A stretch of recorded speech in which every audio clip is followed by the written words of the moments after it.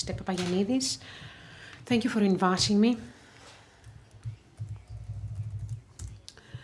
I'd like to continue from the point Mr. Baginetas left things and say that this is great when we create tools that are fine and innovative and exotic. Unless, however, we discuss and we teach the person who's going to use them how to use them, we'll be left with the question earlier asked by Pepelassis at the time when he served. That was many years ago, and still there is no answer.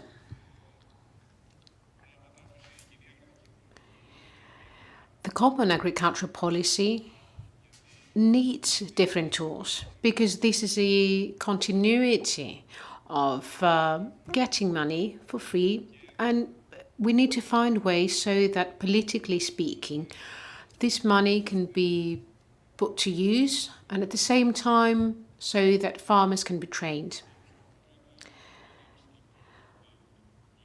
I would like to spend a minute and a half or so to explain why the National Bank of Greece is here. What are the reasons for our presence here? One of them is a historic reason, because the National Bank of Greece and the Greek state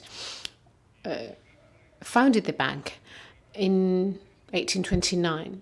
So we started getting involved in all the primary sector works. The Agricultural Bank afterwards finished its cycle. A few years ago it stopped existing, and the National Bank of Greece tried to cover the gap that was left behind. So this is a historic reason for our presence here. The second reason has to do with our involvement in sustainability. Sustainability is a concept that has many connotations, different connotations. But in reality, when we speak about sustainability, there are no ecosystems. There is not the social or the financial ecosystem. All of us are part of a unified ecosystem, an undivided ecosystem where no one can survive alone and no one is an island. That happens at the social level, at an economic level, etc. And that was also highlighted by Mr. Stelios in the previous panel, the minister, and he said that we have the climate change in mind, we think about it a lot, but it took us many, many years, so that what is currently happening is something that we accepted. We acknowledge the fact that it is here. So the National Bank of Greece is trying to have a 360 approach to sustainability. I'm going to try to be brief. I have 3 topics I want to cover. All of them lay emphasis on sustainability.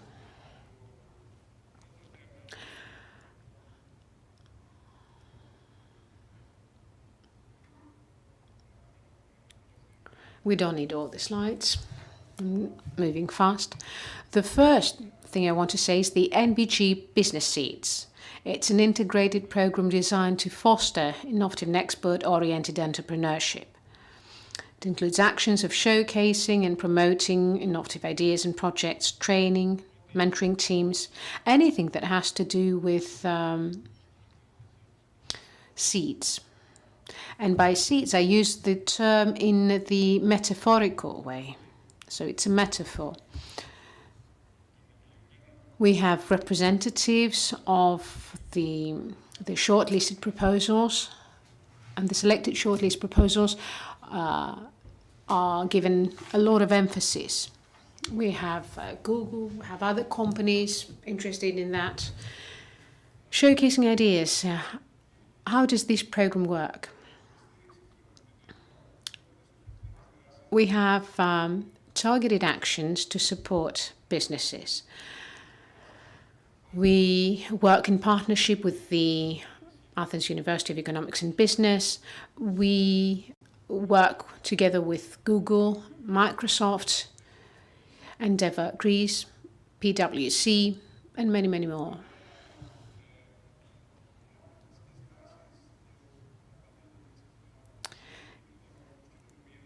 There is the innovation competition. Where do we start with that? Because as you will see, it's something that has been going on for 10 years. 10 winners, 10 years, 100 winners so far. Participation in EcoFund, networking with multinationals. A big part of the companies that have participated in this process have to do with the agri-food business development. You can get further information on this program. If you want, we can discuss that at some other point. But I want to share with you 3 real case examples. 3 real case studies touching upon the 3 pillars of sustainability. The first one has to do with 12 gods. It's a company. It's a company inspired by the Greek cultural heritage, and they did something innovative based on the Greek herb recipes. So they are addressed to people looking for quality, interested in healthy diet, in well-being as expressed by the ancient Greeks. And there are many herbs which are used in a smart way. What would that be? They have a capsule like we use for coffee. So they have a mixture of 4 different blends of herbs, and it's not just chamomile or other herbs, but it's a combination, it's a mixture that they've really worked on. The USP of the company is not just that they created this unique flavor, but they think that it is in line with modern trends. So there is innovation, it's ecological, social sensitivity, social awareness. All of that is combined through this capsule, and they express that through the communication strategy. Today, you can find these products in many supermarkets. In October this year, they started with a big partnership. I will share with you the basic points of difference. It's a fully recyclable product, 0 ecological footprint. It is produced with sustainable methods, with renewable energy sources. That's the production process. The herbal blends, again, an innovation. And for the health claims, it's not generic health claims like chamomile will give you peace of mind or ease or something like that, but they're in accordance with the EFSA database.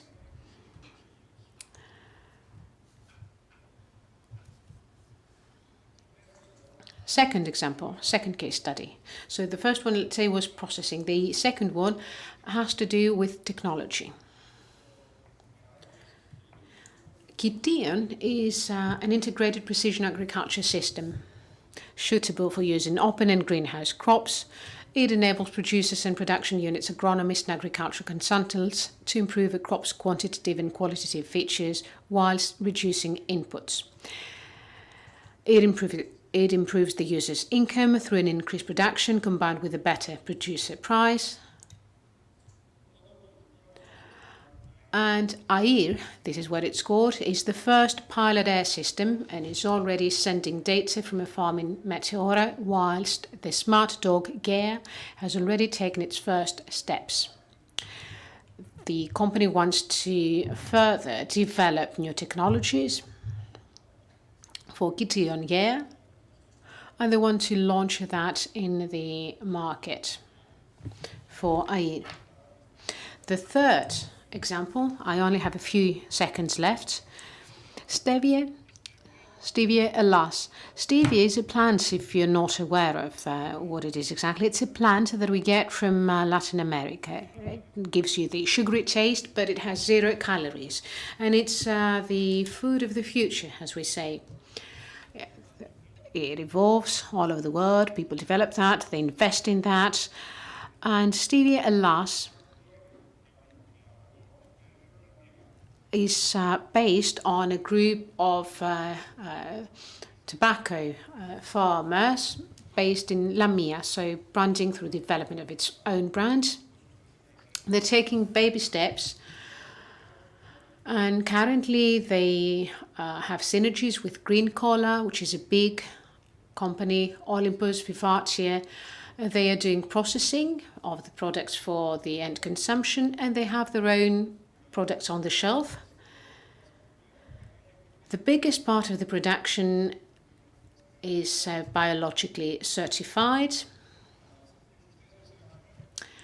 It's evolving on the 4 pillars proposed by the National Bank of Greece, as mentioned by my colleague yesterday, which are as follows: research and development in new products and cultivation practices for effective resource management with precision agriculture, and we're talking about a holistic approach of the business model, because if you want to reach the retail market, you need to have specific plans. Then, bit by bit, I think the time is biting you. You can see that. So I shall finish with the presentation of this third company by saying that the last action was a synergy with Papastratis company, in the context of which tobacco growers in Thrace would turn into stevia growers. So they did that in the context of their social, corporate social responsibility. And that documents what I want to say about the third company, about production.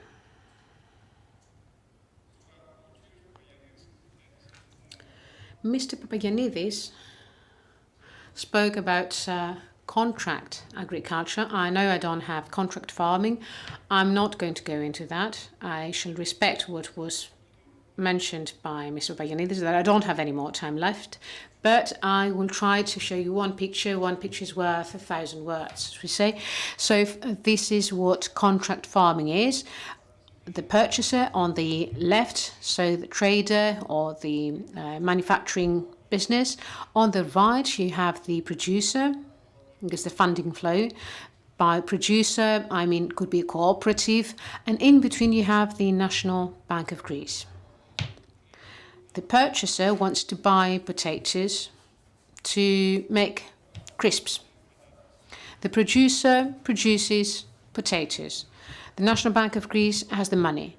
The purchaser goes to the producer and says, in 3 months' time, in 5 months' time, I want potatoes. This is what I want, what they should be like.